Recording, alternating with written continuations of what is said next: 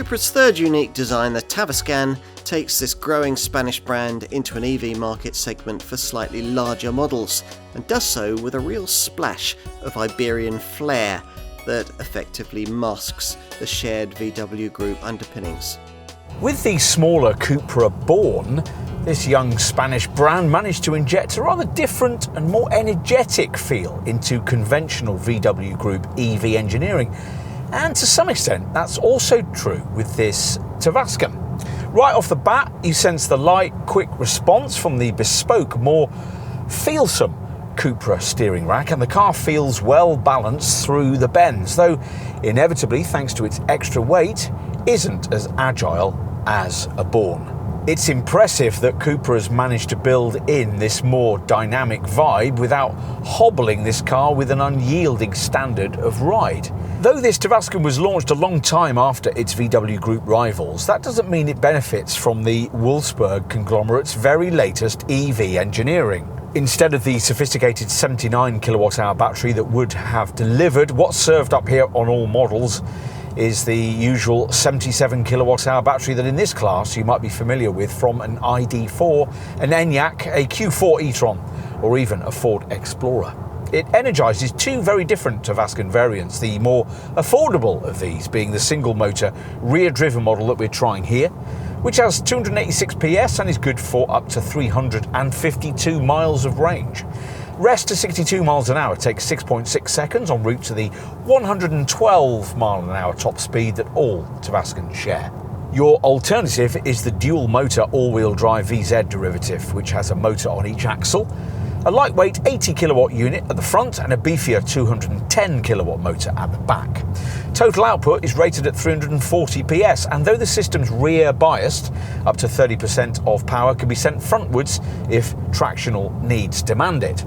The VZ badge designates veloz, or speed in Spanish, but this twin motor model's 0 to 62 mile an hour time of 5.5 seconds is hardly any quicker than that of this base variant. That's mainly because in a Taviscan VZ, the same 545 Nm torque figure must propel along 89 kilos of extra bulk, curb weight rising in the top models to an even more portly 2,267 kilograms, which inevitably dents the EV range figure too, which falls to a best of 324 miles.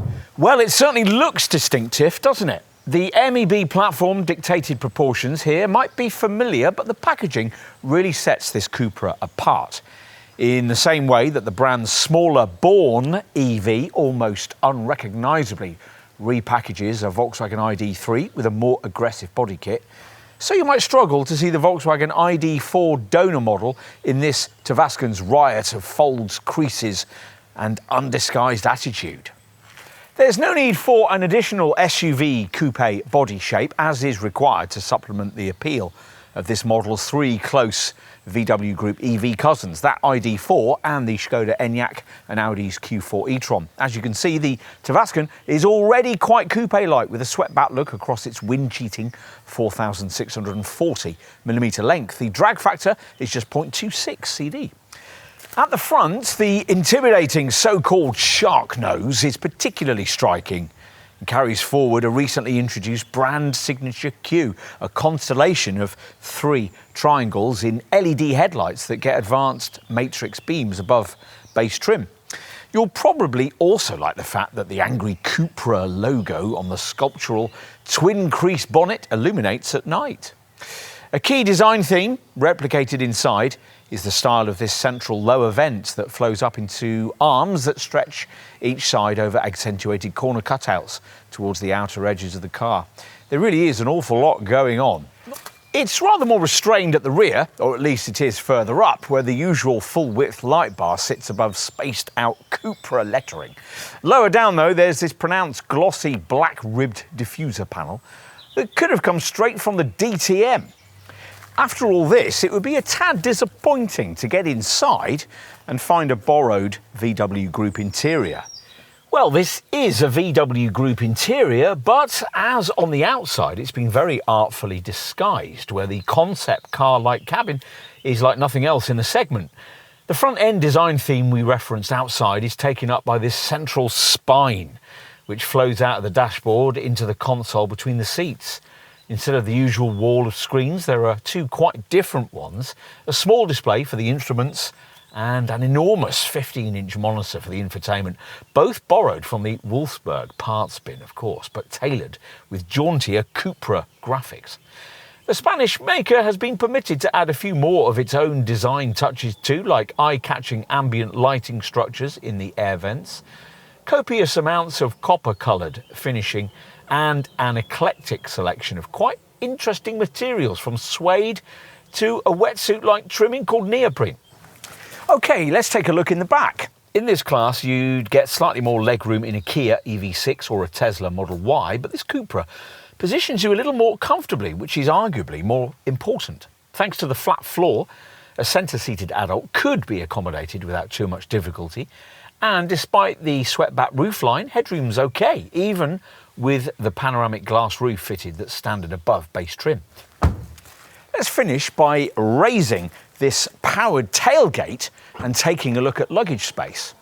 You'll have to store everything in the back here because there's no underbonnet frunk for the charging leads. Cupra expects you to store those in the space provided beneath the floor of this reasonably sized 540-litre boot. A ski hatch is provided for longer items, and the backrest folds almost completely level to extend the space available to 1,550 litres. If you liked the Cupra Born but need a slightly larger EV, you'll really like this Tavascan. But we think a bigger market for this car will come from people who like the engineering and quality of other VW Group mid-sized electric SUVs, but find them a bit dull and characterless. That's not a criticism you could level at a Tavascan, which is why we think it'll meet its sales targets and then some, despite the lack of class-leading EV range or charging stats.